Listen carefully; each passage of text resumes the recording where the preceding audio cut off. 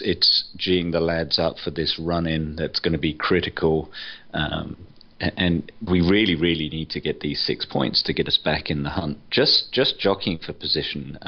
It's, Liverpool have a soft game at home to Burnley on Wednesday, I believe. So, winning at home to Swansea is key, and then going to Loftus Road to get a result when nobody else is playing in the Premier League on Saturday keeps us in the hunt. I mean, it's been thrown out there as it has last season when we secured Europa League qualification. Do we forego that competition by ending up in sixth? And I don't know how today's result will play into this, because Chelsea will sew up the league, so they're in the Champions League. Do we get that runners-up spot? I don't think we do we? I don't know how that equation works. For Europa League qualification, because I don't think Sunderland did when City won. So I don't think it looks like that anymore, which is fair enough. So the question is, do we benefit by not playing in that competition? We've had that stigma of the whole Thursday Sunday thing thrown up in the media all last season, all this season. We have struggled on a lot of Sunday matches after Thursday. Is it coincidence? I don't know. I mean, you talk about Harks was slamming Pochettino for leaving Walker on. Right. He slammed him for keeping the team back in Florence and training there instead of getting them back to England. And I don't buy that for 1 minute that was any detriment to the performance today. Nor do I. No, you make a terrific point there. I mean, how long have we been in Europa now? 3-4 years? I mean, that's not like it's done a whole lot. We have been in Europe consecutively since we qualified back in 05, 06? Yeah, except for the one season when Harry came along and took over from one day. I think we finished 8th that season, so we didn't qualify, but obviously we were back in the following season. So we've had a very good run in Europe, and granted, the Europa League doesn't have the luster of the old UEFA Cup when in the format it used to be, and I really wish it went back to a home and away from the get-go and none of this group stages, because then it's so similar to the Champions League in its format with the extra round, because there is no round of 32 in the Champions League. But if they did the home and away from the very first rounds, I know that's hard logistically to do when you've got so many clubs these days, but anyway, I'm showing my old and pathetic side there by it's an interesting clamoring discussion for an old format. But so getting us back into the hunt is key. We've talked about this before. We do have, I think, probably 3 tough games in United away, Southampton away, and City at home. Those are probably the toughest games. I mean, they'll all be tough because again, we've got to make sure that young mentality. We get them in the mindset that you can still do this and give it a fight to the very end, and that's what Poch has to do right now. He's got to get the lads G'd up during training this week and ready for another busy week before we can get into this pattern of probably just 1 game a week till the end of the season. Well, you know how much I absolutely despise international breaks. I cannot wait. Yes. I cannot wait for the international break. I mean, we need it. It sucks that we have this final, and then we play QPR on Wednesday, and then we have a weekend fixture. So hopefully we can get past these 2. And I think isn't the break right after that?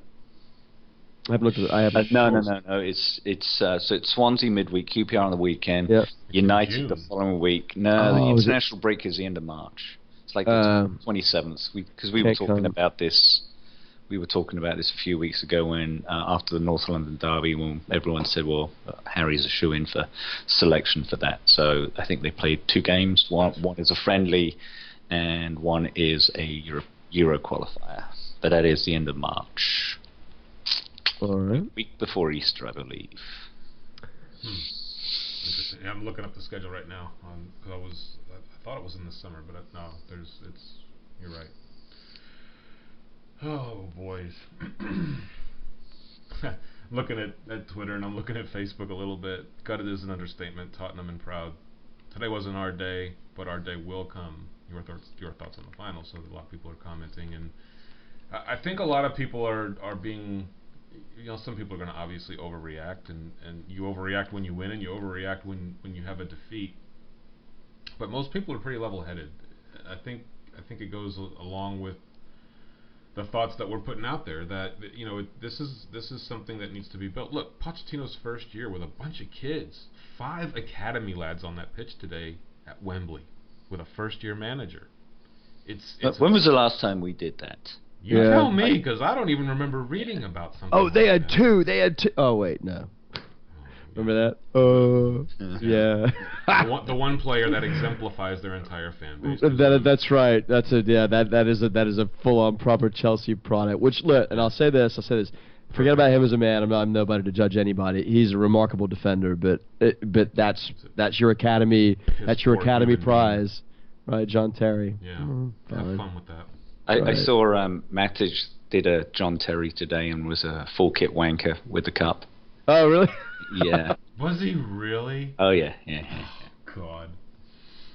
But That's funny because he was in a suit early on. What do you do, run down and change? Oh, yeah. Goodness. But then I guess we did a bit of a boo-boo. I guess when Lloris went up to get his winner's medal, he'd snagged the Chelsea scarf. Oh, he did?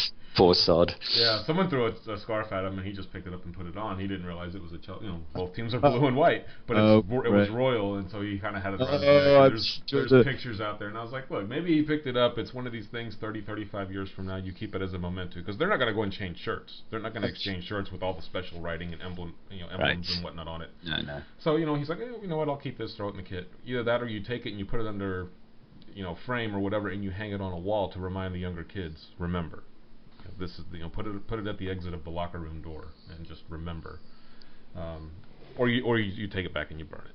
Something who knows, whatever. It's a worthless piece of trash, really. But for a player, it might be a good piece of memorabilia to keep for years and years and years down the line.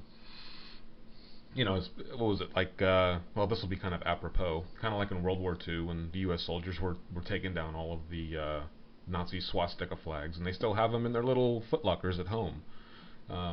So yeah, that's kind of fitting, I think. Anyway, all right. What do we got? Shout outs. We got any announcements? Yes, I have a major shout out, and I'm going first for that. So Sean_Tottenham.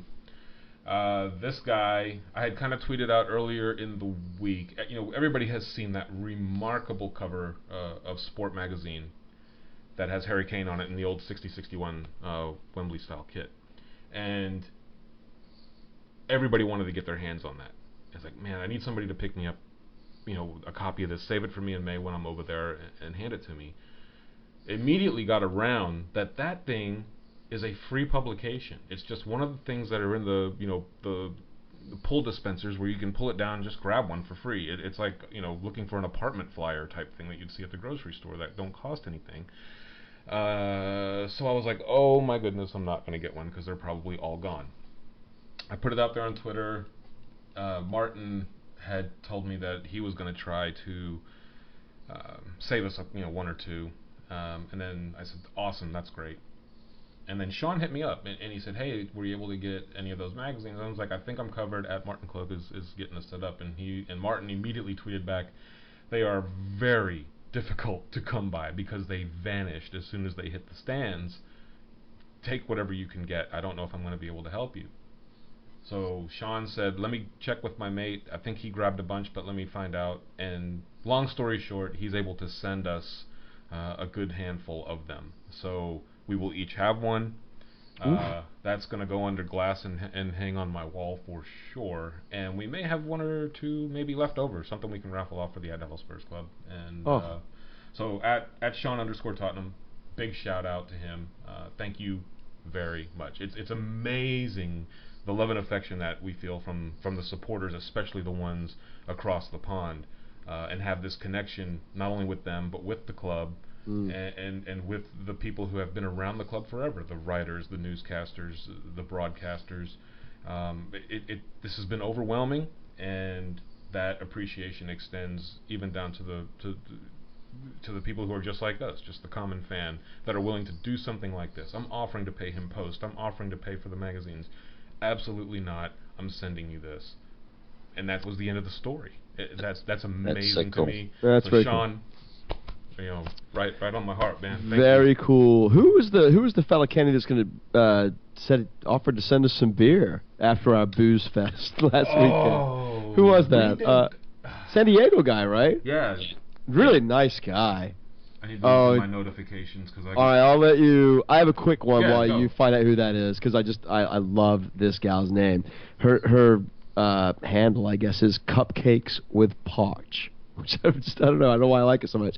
At Lacey Bureau, I think she's somewhere like in the Carolinas. At LACYBURO, gal, and her name is Cupcakes with Poch. I'd like to have some cupcakes with Pochettino as well. So, so I'm going to mention to you, we slagged off 16-year-olds. We showed age. We are a discriminatory club. We age discriminate. It all came about when I made the comment that there were people there were slagging off Harry Kane because he didn't score, and some people out on Twitter were saying, well, because he's just average. And then I think you made the comment, oh, it's just a bunch of 16-year-olds. You couldn't name anybody in our 60-61 side. Yes. And it was a figure of speech. It wasn't anything literal. And I know that as a schoolboy supporter of the club, as I was as well, that means that's a formational period. I know that's very important to you. So there's this guy. He's amazeballs. His name is Nikhil Saglani, and this guy's got he's got 5,500 followers, and he's the owner of let me spell his name, Nikhilsaglani, and that's his website, nikhilsaglani.com, and he is at Nikhil_Saglani. This guy's amazing. He's 16 years old. He's probably forgotten more about the 60-61 team and our history than I'll ever know. And so, within minutes after we released that show, he DMs me and says, I took umbrage to that. And so, look, as I told him, I said that was really sort of a comment taken out of context. And he's amazing. And if you don't follow this kid, some of the stuff that he puts out is just really great. And just makes me think about my childhood days and loving this club. And now these kids have so much information at their disposal, right? It's unbelievable, and he's well respected. He's an aspiring journalist, so good for him. Well done, Nikhil. And you know what?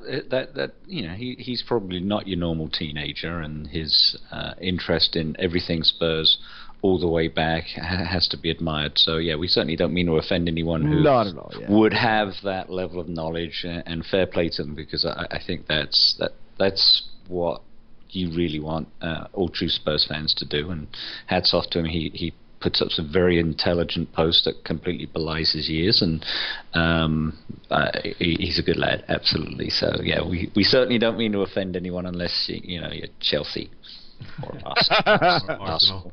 Yeah, give it a speech. Who was the West Coast guy? Did you get his name, Kenny? No, I'm looking. Keep going. All right. I just wanted to shout out every Dallas Spurs member that turned up today. Over 80 people.